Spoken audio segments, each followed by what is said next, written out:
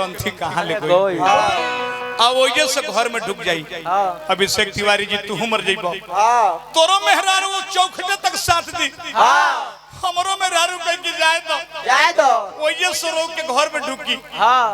कि राजा गरीब बाबा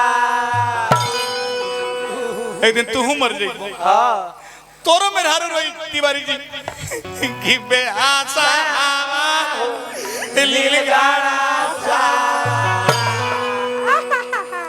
हित कुटुंब परिवार आपको स्मशान तक साथ देगा अगर बेटा है तो मुंह में अग्निदान तक साथ देगा इस शरीर भी किसी को साथ नहीं देगा साहब स्मशान में राख के ढेर बन जाएगा। इसलिए कहना है अखिल भारतीय जादव महासंघ प्रदेश अध्यक्ष बिहार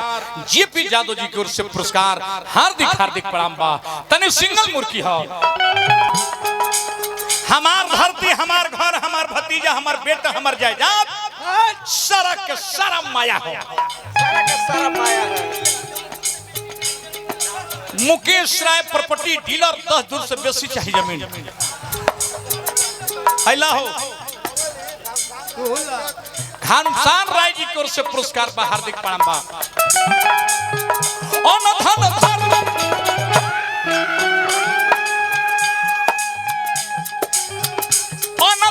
धरती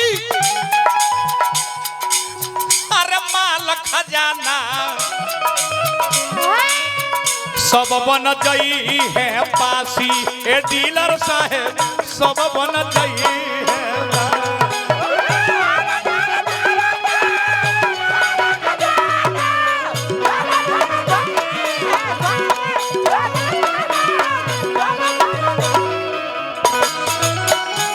मुखिया जी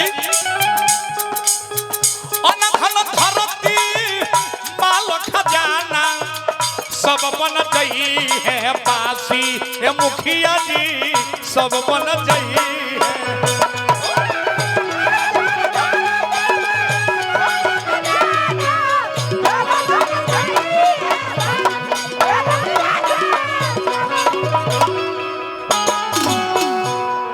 उपेंद्र भैया हमारा होटल मलिकार बहुत दिन गैला हो गया होटल पर सोचते कहिया जुमी जा